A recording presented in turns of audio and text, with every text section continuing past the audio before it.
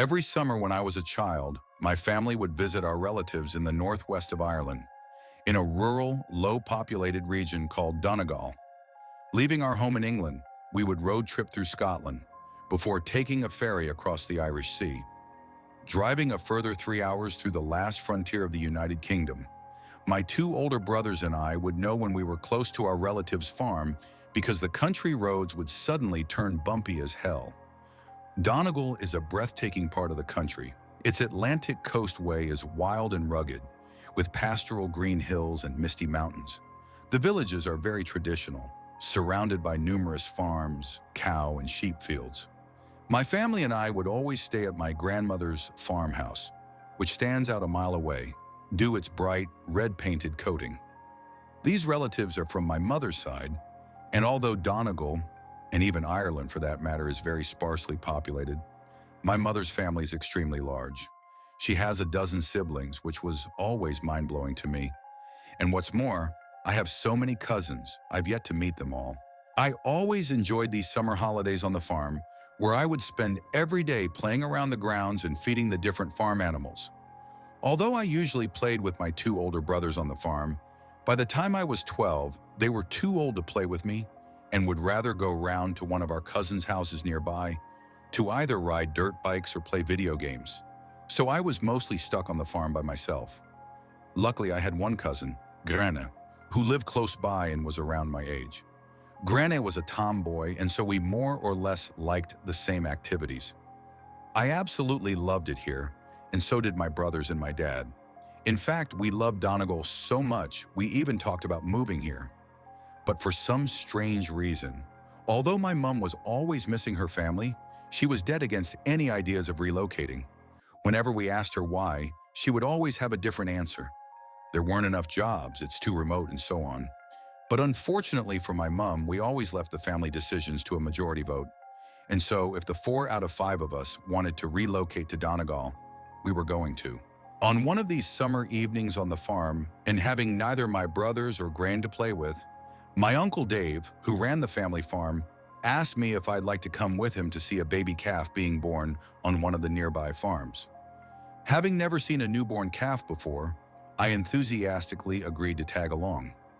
Driving for 10 minutes down the bumpy country road, we pull outside the entrance of a rather large cow field, where, waiting for my Uncle Dave, were 3 other farmers. Knowing how big my Irish family was, I assumed I was probably related to these men too. Getting out of the car, these 3 farmers stare instantly at me, appearing both shocked and angry. Striding up to my Uncle Dave, one of the farmers yells at him, "What the hell's this Wayne doing here?" Taken back a little by the hostility, I then hear my Uncle Dave reply, "He needs to know. You know as well as I do they can't move here." Feeling rather uncomfortable by this confrontation, I was now somewhat confused. What do I need to know? And more importantly, why can't we move here? Before I can turn to Uncle Dave to ask him, the 4 men quickly halt their bickering and enter through the field gate entrance. Following the men into the cow field, the late evening had turned dark by now, and not wanting to ruin my good trainers by stepping in any cow paths, I walked very cautiously and slowly. So slow, in fact, I'd gotten separated from my uncle's group. Trying to follow the voices through the darkness and thick grass, I suddenly stop in my tracks because in front of me, staring back with unblinking eyes, was a very large cow.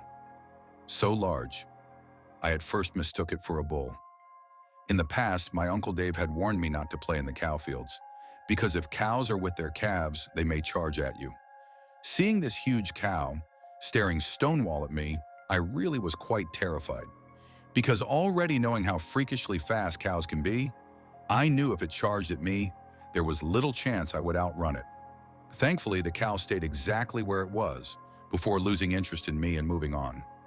I know it sounds ridiculous talking about my terrifying encounter with a cow, but I was a city boy after all. Although I regularly fed the cows on the family farm, these animals still felt somewhat alien to me, even after all these years. Brushing off my close encounter, I continued to try and find my Uncle Dave. I eventually found them on the far side of the field's corner. Approaching my uncle's group, I then see they're not alone. Standing by them were 3 more men and a woman, all dressed in farmers' clothing. But surprisingly, my cousin Gran was also with them. I go over to Gran to say hello, but she didn't even seem to realize I was there. She was too busy staring over at something, behind the group of farmers. Curious as to what Gran was looking at, I move around to get a better look. And what I see is another cow, just a regular red cow, laying down on the grass.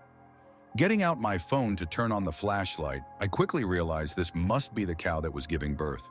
Its stomach was swollen, and there were patches of blood stained on the grass around it. But then I saw something else. On the other side of this red cow, nestled in the grass beneath the bushes, was the calf. And rather sadly, it was stillborn. But what greatly concerned me wasn't that this calf was dead. What concerned me was its appearance. Although the calf's head was covered in red, slimy fur, the rest of it wasn't. The rest of it didn't have any fur at all, just skin. And what made every single fiber of my body crawl was that this calf's body, its brittle, infant body, it belonged to a human. Curled up into a fetal position, its head was indeed that of a calf. But what I should have been seeing as two front and hind legs were instead two human arms and legs, no longer or shorter than my own. Feeling terrified and, at the same time, in disbelief, I leave the calf, or whatever it was, to go back to Gran, all the while turning to shine my flashlight on the calf, as though to see if it still had the same appearance. Before I can make it back to the group of adults, Gran stops me. With a look of concern on her face, she stares silently back at me before she says, "You're not supposed to be here. It was supposed to be a secret." Telling her that Uncle Dave had brought me, I then ask what the hell that thing was. "I'm not allowed to tell you," she says. "This was supposed to be a secret." 20 or 30 or so minutes later, we were all standing around, as though waiting for something, before the lights of a vehicle pull into the field and a man gets out to come over to us. This man wasn't a farmer, he was some sort of veterinarian. Uncle Dave and the others bring him to tend to the calf's mother, and as he did, me and Gran were made to wait inside one of the men's tractors. We sat inside the tractor for what felt like hours. Even though it was summer, the night was very cold, and I was only wearing a soccer jersey and shorts. I tried prying Gran for more information as to what was going on, but she wouldn't talk about it, or at least wasn't allowed to talk about it. Luckily, my determination for answers got the better of her, because more than an hour later, with nothing but the cold night air and awkward silence to accompany us both, Grana finally gave in. This happens every couple of years, to all the farms here, but we're not supposed to talk about it. It brings bad luck. I then remembered something. When my dad said he wanted us to move here, my mom was dead against it. If anything, she looked scared just considering it. Almost afraid to know the answer, I work up the courage to ask Gren, "Does my mom know about this?" Sat stiffly in the driver's seat. Grenna cranes her neck round to me.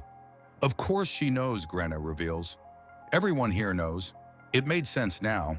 No wonder my mom didn't want to move here. She never even seemed excited whenever we planned on visiting, which was strange to me because my mom clearly loved her family. I then remembered something else. A couple of years ago, I remember waking up in the middle of the night inside the farmhouse, and I could hear the cows on the farm screaming. The screaming was so bad, I couldn't even get back to sleep that night. The next morning, rushing through my breakfast to go play on the farm, Uncle Dave firmly tells me and my brothers to stay away from the cow shed. He didn't even give an explanation. Later on that night, after what must have been a good 3 hours, my Uncle Dave and the others come over to the tractor. Shaking Uncle Dave's hand, the veterinarian then gets in his vehicle and leaves out the field. I then noticed 2 of the other farmers were carrying a black bag or something, each holding separate ends as they walked. I could see there was something heavy inside, and my first thought was they were carrying the dead calf, or whatever it was, away. Appearing as though everyone was leaving now, Uncle Dave comes over to the tractor to say we're going back to the farmhouse and that we would drop Granny home along the way. Having taken Grain home, we then make our way back along the country road, where both me and Uncle Dave sat in complete silence. Uncle Dave driving, just staring at the stretch of road in front of us, and me staring silently at him. By the time we get back to the farmhouse, it was 2 o'clock in the morning, and the farm was dead silent. Pulling up outside the farm, Uncle Dave switches off the car engine. Without saying a word, we both remain in silence. I felt too awkward to ask him what I had just seen, but I knew he was waiting for me to do so. Still not saying a word to one another, Uncle Dave turns from the driver's seat to me, and he tells me everything Grain wouldn't. "Don't you see now why you can't move here?" he says. "There's something wrong with this place, son. This place is cursed. Your mammy knows. She's known since she was a Wayne. That's why she doesn't want you living here." "Why does this happen?" I ask him. "This has been happening for generations, son. For hundreds of years, the animals in the county have been giving birth to these things." The way my Uncle Dave was explaining all this to me, it was almost like a confession, like he'd wanted to tell the truth about what's been happening here all his life. It's not just the cows, it's the pigs, the sheep, the horses, and even the dogs. The dogs? It's always the same. They have the head, as normal, but the body's always different. It was only now, after a long and terrifying night, that I suddenly started to become emotional. That, and I was completely exhausted. Realizing this was all too much for a young boy to handle, I think my Uncle Dave tried to put my mind at ease. "Don't you worry, son. They never live." Although I wanted all the answers, I now felt as though I knew far too much. But there was one more thing I still wanted to know. What do they do with the bodies? "Don't you worry about it, son. Just tell your mammy that you know. But don't go telling your brothers or your daddy now." She never wanted them knowing. By the next morning, and constantly rethinking everything that happened the previous night, I look around the farmhouse for my mom.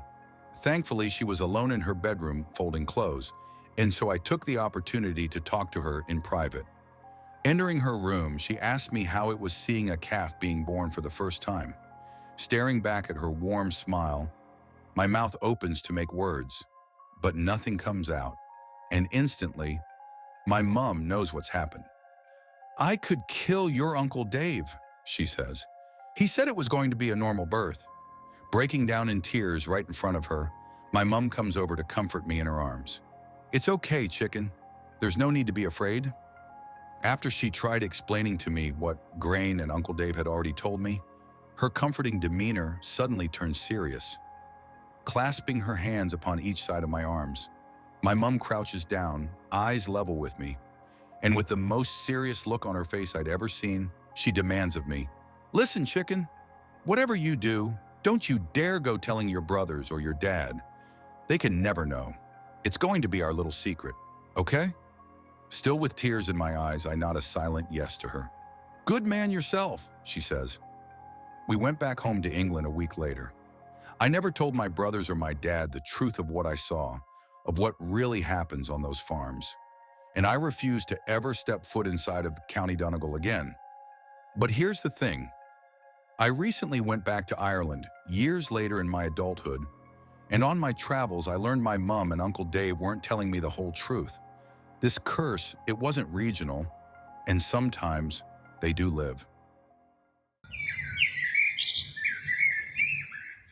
In 2016, despite how cliche it sounds, I was working as a private investigator in rural Oregon. Most people make the stereotype that private detectives and investigators have walk-in clients, but that simply isn't true. I get almost all of my cases from clients by phone, and the call I got in that June was no exception. The client, a man named Jonathan Alexander, was calling about the disappearance of his father, Nathan Alexander. Jonathan's father had gone missing ever since a solo deer hunting trip in the backwoods of our little Oregon town, and the search parties and official parties hadn't turned up anything. In most cases like this, you're looking for a body in the woods, not a live person. But Jonathan was hopeful, so I gave him the benefit of the doubt. In this case, I took my go bag. A duffel bag and its contents were a bottle of water, a first aid kit, my Taurus Raging Hunter, a bag of Ziploc bags, my wallet and phone, and food. A Taurus Raging Hunter revolver might have been overkill, but I was planning to go into the woods, and the woods can be a dangerous place. This part of Oregon was stocked full of cougars, mountain lions, bears, wolves, moose, and some others, and almost everyone carried a heavier firearm when going into the backwoods. The first place on my schedule was Jonathan's house, where I would meet him in person and have an interview. As I pulled up into his dirt driveway, I got a sense of the kind of person he was. His house was a 25-foot trailer stuck to the ground, with a backyard and patio facing the mountains. "Are you Jonathan?" I asked the man waiting for me. He was tall, at least 6'5", and wearing a checkered button-up, a trucker cap, and jeans. "Yeah," he replied. "You're Inspector Jacob, right? Come inside, I'll tell you the details. I also have some things that could help you, depending on how willing you are." I walked inside the trailer, and the interior was everything I expected. The walls were lined with taxidermized bass and catfish, as well as several mounted deer heads and rifles propped up on display. A dirty kitchen with piles of dishes was one corner and a small two-person dinner table. Jonathan, John for short, and I sat down.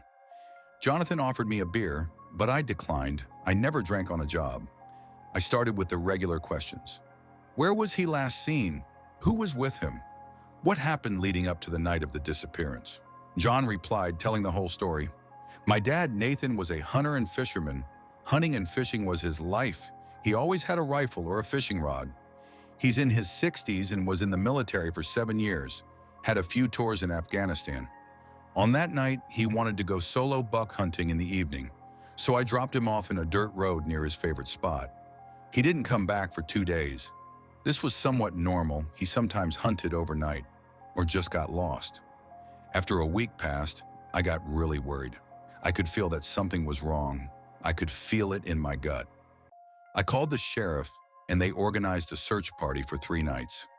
We went in every direction, covered all the ground, and you know what? Not a single thing. Not a candy bar, no footsteps leading past his spot, no trail, nothing. After he was declared deceased, I went out myself to search. I know he's still out there. I know it. "And where is this dirt road?" I asked. John marked the road on the GPS on my phone, and I thanked him and left. I had a no-solve, no-pay rule, so I wouldn't get paid unless I actually found Nathan, dead or alive. My next stop was at the sheriff's office in the middle of my small town. I drove past multiple roadside stores until I reached the parking lot of the sheriff's office. I parked and walked into the place, going up to the front desk where a tall and skinny deputy was doing paperwork and chewing gum, presumably as a substitute for cigarettes. I told him that I was looking into the disappearance of Nathan Alexander, and he sent me to the sheriff's office. The sheriff, a balding man in his 50s named Clyde, showed a forced smile as I walked inside. A stained American flag was pinned to the wall, along with dozens of missing person posters and wanted posters. "So, Inspector, is this missing guy a friend of yours?" he asked. "Nah, a client wants me to find him. Nathan is the guy's dad," I replied. "Well, you're in luck," Clyde replied. "We haven't gotten much criminal activity, so I can show you some of the search party reports." Clyde reached into his desk and pulled out a stack of papers and photos, which I flicked through. One of the photos captured an image showing a trail of footprints, ending abruptly. "And what is this?" I asked. "It's the strangest part of the case. The footprints leading to Nathan's favorite hunting spot just stopped. No trail leading somewhere else, no tire tracks, no ATV tracks, nothing. It's like he just up and vanished into thin air." I sighed. This case was going to be a hard one. "What else of interest was there?" I asked, looking through the files. Clyde pulled out a satellite image of the woods with a Sharpie written on the spot where Nathan had gone missing. "This is the entire area in which we estimate that Nathan could have walked around in the time he was gone," Clyde stated. "We checked every bit of it, and guess what? Nothing. Absolutely nothing. But there was one thing we found of interest." "Which is?" I asked. "There was a pattern. Every time we checked a place, we heard Nathan's radio coming from somewhere." I raised an eyebrow. Sheriff Clyde continued, "But it was very, very faint. Could barely hear it. And another strange thing was when we went to search for Nathan, in the entire area where he went missing, all the birds and animals were quiet, even the crickets. As soon as we left the area of the supposed disappearance, the sound all came back." I checked the watch. It was early evening. After jotting down all the notes I could gather, I thanked the sheriff and left. My next stop? The woods. By the time I pulled up to the dirt road in my pickup truck, it was well into getting dark. This wasn't the ideal time for me to search through the area and find clues. Every detective knows how important the first 45 hours are. The place was exactly as John had described it. It was extremely rural, just a few miles away from a mountain range, and it was completely silent. The forest should have been alive, with birds chirping, wild turkeys moving about, crickets chirping, but the night was dead. Turning on my headlamp, I found Nathan's footsteps from when he was last seen and started combing through the area. Just like Clyde and Jonathan had said, the trail abruptly stopped in the middle of the woods. Nothing. No other signs that Nathan was even there. It was as if he just up and vanished. Suddenly, I heard some rustling behind me. It was fully dark by now, and nobody should have been there beside me. The sound came again, except it was now in front of me, but just out of the reach of my headlamp. "Who's there?" I yelled. "Show yourself! I'm armed!" For dramatization, I flicked the revolver holster from my Taurus on my belt. Suddenly, something tapped me right on the back. I didn't have time to pull out my gun, and considering that whoever was doing this was probably some drunk guy, I wouldn't need it.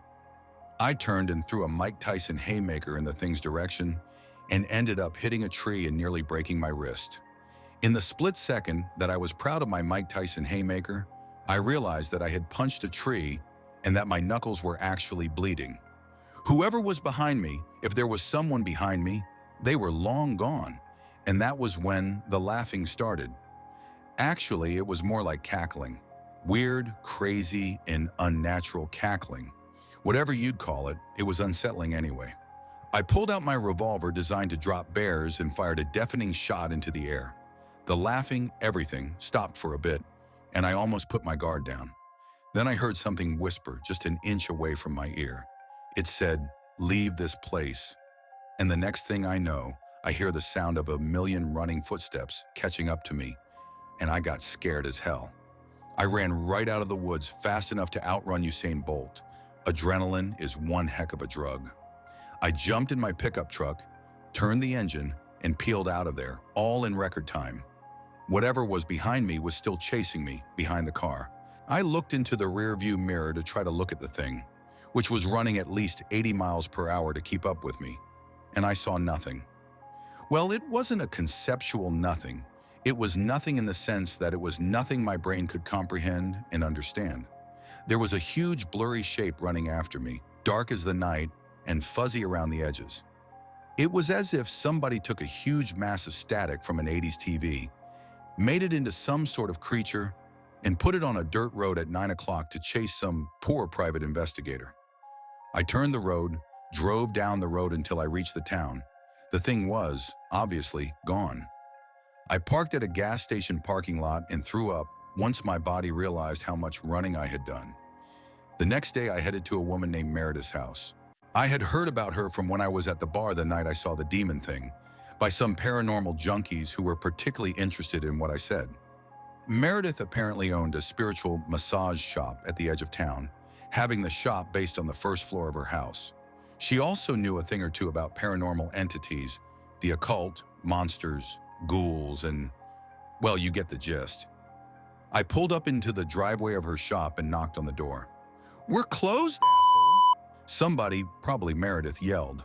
I looked at the store hours taped on the front door. Today was a Friday, and according to her, probably outdated store hours chart, she was, as a matter of fact, open. "You're open, so stop being lazy," I yelled right back. Meredith groaned and opened the triple-locked door. In person, she was a short Latino woman with long black hair and a hood, wearing a trench coat and jeans, which was totally not suspicious. "What do you want?" she snapped. "What I want is to know what is in those woods, and lady, don't piss me off. I'm still on a hangover. You study the paranormal and supernatural, or am I wrong?" "No, you're not wrong," she said. "Good, because yesterday I got bullied and chased by some weird demon thing while looking for a missing man in his 60s, I tell her. Meredith's face went pale. I taught myself how to learn and read expressions that people make, and by the looks of it, she knew exactly what I was talking about. "Come in, I might be able to help you." Like Jonathan's house, I was easily able to tell the interior of the house from the inside. There were plants everywhere, on the walls, growing in giant pots on the floor, as well as shelves stocked full of beakers and test tubes and a few bags full of strange substances. I sat down on a worn-out couch while Meredith assessed my situation. "First of all, Who told you about me? She asked. Some British fellow named Ron, I said. But then again, I was drunk, so he might have been a John or Bob. How did you say this thing looked like? She asked. Big, dark, blurry. I couldn't actually see it since it was at least 100 feet away, but it was running 80 miles per hour, whatever it was. Huge must have been over 20 feet big, I said. Did you look at it directly? Meredith asked. I answered plainly, no. I looked at it through the rear-view mirror, and even then I couldn't see it well. Must be why you're alive, Meredith said. What was that? I asked. What you just described is what we in the business call Nagalaghu is. Nagalaghu? The heck is that? I muttered. No one really knows, Meredith replied. He, she, whatever Nagalaghu is ancient, has been in these woods for probably over a century, and no one knows where he came from. You said that you were looking for a missing guy, right? Well, Nagalaghu probably took him. Nagalaghu might eat him, might let him go, might keep him for eternity, I don't know. Then how do I kill this thing? I need to close this case, I asked. You probably can't, Meredith said, but whatever you do, don't look directly at Nagalaghu, or your mind will literally melt at the unfathomable horror, and you will die. Do not look at it. Don't look at the demon thing, I said. Gotcha. Do you have, any herbs or materials that will stop Nagalaghu from hurting me or doing anything? Yes, actually I do. It's white ash blessed by a shaman. If you sprinkle it over yourself or any weapons you have, it should be more effective against any supernatural being. Meredith stood up and walked towards a cabinet and pulled out a large Ziploc bag of white ash, which seemed to glow and vibrate, and she handed it to me. This ain't free, she said. It's $100, asshole. I sighed and reached into my wallet, pulled out $100 and handed it to Meredith in exchange for the white ash. Hey, Meredith called out as I packed up my stuff and headed for the door. Yeah? Be careful. Like that was even possible. I got out of there and drove to the gas station, where I planned to get my supplies to hunt Nagalaghu and find Nathan Alexander. But before that, I needed to fuel up. I bought incendiary rounds for my revolver that the gas station surprisingly sold, and I ordered pineapple pizza while listening to Piano Man by Billy Joel. After I finished up and threw out my garbage, I had devised a plan, which involved flares, a bottle of vodka, a huge jug filled with gasoline, and a Molotov cocktail. The cashier, a guy named John, seemed very interested in the thing I bought from the gas station.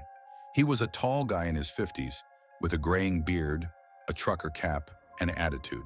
What are all these things for? He asked as I heaved the heavy gasoline tank onto the counter, along with some other flammable and extremely dangerous things.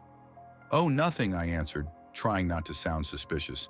Just trying to take care of a pest problem. But John didn't see that as nothing. You're going into the woods, ain't you? I was caught off guard at how easily and accurately he knew what I was doing. Yes, I replied. Well, I'm off work after this shift, so I'll come with you. Or I could just report to the police that a private investigator is buying suspicious amounts of flammables and gasoline, along with 45 Magnum incendiary rounds for a Taurus Raging Hunter revolver. You Army? I asked. Nah, he replied.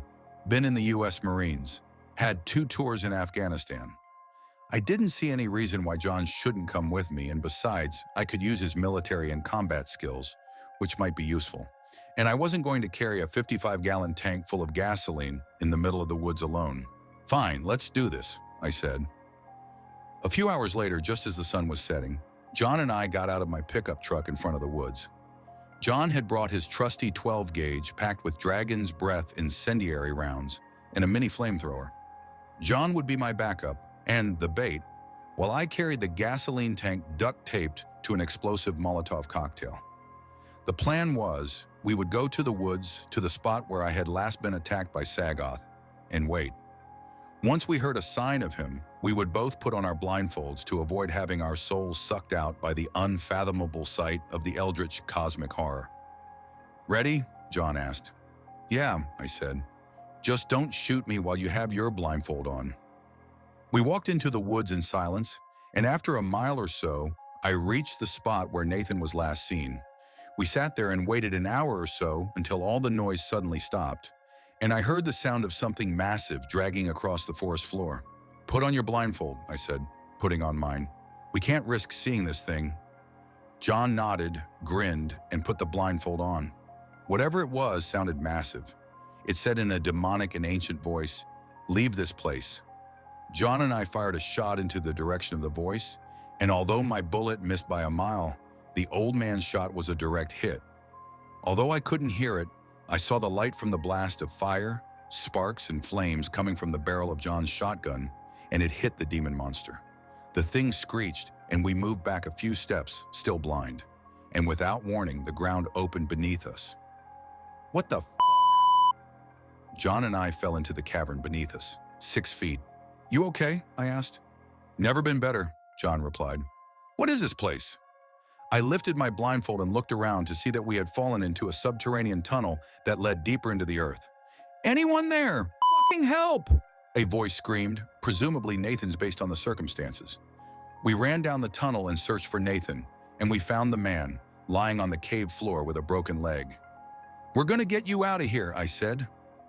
I heard a screech come from the entrance to the tunnel as Nagalaku crawled down, breaking the walls. I reached down and picked up the tank of gasoline, had my eyes closed, and waited until Nagalaku was just close enough, my heart beating. I lit the Molotov, yelled at John to take cover, just as Nagalaku got within a dozen meters in our range. I had previously sprinkled the white ash Meredith had given me on the gasoline tank for extra effectiveness, and so that could kill Nagalaku if the explosion didn't. Nagalaku was only a few meters away from us. I lit the gasoline bomb and threw it, and as it exploded, I grinned. Gotcha, asshole. So the funny thing is, a group of redneck hunters found us later. They had apparently found the hole and the explosion crater and investigated.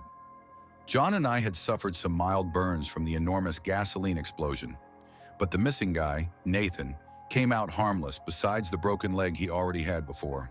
The redneck family dragged us all the way to their pickup truck, then drove us to the hospital, where we both got treated for our injuries. Nathan was found and reunited after a long disappearance, and Jonathan paid me in the thousands, with the money I didn't expect him to have. When I went back to the place where Nathan had disappeared, and where I had blown Nagalaku high to the sky, I found a very strange giant half-human skeleton where I remembered Nagalaku getting blown up. Nathan Alexander was found, and I had killed one of the things that went bump in the night and case closed. They say nothing good happens after midnight. I used to laugh at that. Hell, I built a career around those hours. For nearly 15 years, I was the voice behind Night Static on WZPR 106.3, a dusty little AM/FM station tucked away in the pine-choked hills of rural Pennsylvania. My name is Darren Cole. Was Darren Cole, I suppose. You'll understand what I mean soon. I loved the graveyard shift. Midnight to 3 a.m., when the world was quiet, when the lonely, the drunk, the insomniac, and the damned called in with stories, requests, confessions. That little studio, with its faded shag carpet and flickering fluorescent lights, became my kingdom. I could drink my lukewarm coffee, chain smoke like the Marlboro Man, and talk to the shadows. It was freedom, but everything changed on a Tuesday night in October of '97. It started with a phone call. Caller 7, you're on Night Static. Let's hear what's keeping you up tonight, I said, settling back in my chair. A hiss of static filled my headphones. Then, silence. And finally a voice. It was a woman, barely audible, like her words were being whispered through an old dying tape recorder. It's getting louder, she said. I sat up a little straighter. I'm sorry, who is this? The buzzing, she said again, her voice tight with something I couldn't place. I can't sleep. I saw them again, Darren. They were in my room. A chill crept across the back of my neck. I tried to play it cool, leaning toward the mic. We've got a live line here, and I said, What's your name, ma'am? A pause. It doesn't matter. Her voice cracked, fragile, frantic. They watched through the mirrors. I broke all of mine. You should too. And then, click. Line dead. I sat there staring at the console, the red on-air light blinking like an unblinking eye. Maybe it was a prank. That kind of thing wasn't unheard of. We got our fair share of weirdos calling in after midnight. But something about her voice, so cracked, so fragile, it felt real. Still, I brushed it off and went back to spinning vinyl and fielding harmless calls from potheads and truckers. Then she called again, 2 nights later. "Darren," she whispered. "They came back. They were crawling on the ceiling this time. You don't believe me, but you will soon." I got shocked and asked, "Who are you? What's your name?" But she hung up again. No caller ID, no number trace, just dead air. I started to feel watched. Every time I caught my reflection in the dark studio windows, I thought I saw something just over my shoulder. A flash, a smear, a pair of eyes. I told myself it was lack of sleep, stress, nicotine withdrawal, but I started taping paper over the mirror above the sink in the break room. By the fourth call, I wasn't sleeping much anymore either. This time her voice was panicked, desperate. "They followed me to the diner. I saw them in the reflection of the coffee pot." I screamed. Everyone looked at me like I was insane. "But they're real, Darren. Please stop talking to them." I blinked and asked, "What does she mean by that?" And she said, "The show, this show. You opened the door." I laughed nervously. "Open the door to what?" "To them, the dead air, Darren. That's where they live." That's when I started to believe her. A week passed. I didn't hear from her again. But others started calling in, saying they heard her voice on their radios even when the station was off the air. One trucker said she told him to pull over and check his back seat. Another woman swore she heard her whispering from her bathroom sink through the mirror. Some said she was warning them. Others said she was laughing. That's when Melissa showed up. She was a journalism student from Bloomsburg University, 22 years old, sharp eyes, tape recorder always in hand. She said she was doing a feature on ghost frequencies and small-town radio folklore. I didn't like it, but station manager Bob told me to let her tag along for a few nights. "Free PR," he said. "Let the kid play Nancy Drew." That first night she shadowed me, the studio felt tighter somehow, hotter, like the walls were closing in. She sat across from me, scribbling notes, adjusting her little recorder, asking if I ever faked calls for ratings. Then around 2:40 a.m., the red line lit up again. "Line 7, I said automatically, flipping the switch, but nothing, just breathing. Ragged, shallow, like someone running through a cold forest. Then the voice of hers. "They're in the booth with you." Melissa looked up. "What?" I froze. "Who is this?" "You left the door open, Darren. We told you." Then, bang! A noise behind us. Sharp, metallic. We both jumped. I turned, and for the briefest second, I swear I saw something in the corner of the studio. Something long, pale, crawling up the wall. Melissa screamed. I killed the feed, yanked off my headphones, and turned all the lights on. The room was empty. Melissa refused to come back, said she'd seen enough, and left town the next morning. I thought that was it, that maybe the weirdness would go away now. It didn't. I started hearing whispers under the static, not just during calls, all the time. In the silence between songs, in the hum of the ventilation, and worst of all, in the mirrors. If I stared long enough, the reflections didn't match. I'd blink and see my mouth still moving, or my eyes looking somewhere else. One night I stayed after hours. I had to know if I was losing it. I played back the old tapes, especially the calls from her. They were blank, no voice, just me, talking to dead air, asking questions to no one, responding like a madman to silence. My hands started shaking. Had it all been in my head? That's when I noticed something else. Every tape recorded after her first call had strange gaps, places where the audio dropped out, like something had cut through the signal, sometimes for seconds, sometimes minutes. It didn't make sense. Unless she was never calling from outside the station, but inside. After that, I quit the next morning.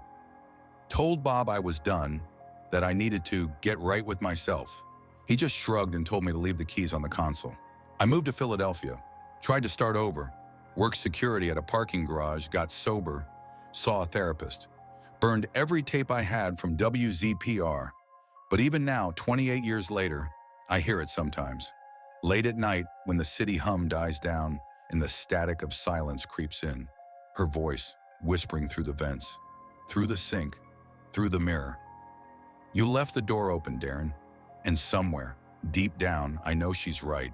I did. That was it for today's video. Let us know in the comments which story chilled you the most. And if you enjoy real horror stories like these, don't forget to subscribe and turn on the notification bell so you never miss a tale. Thanks for watching.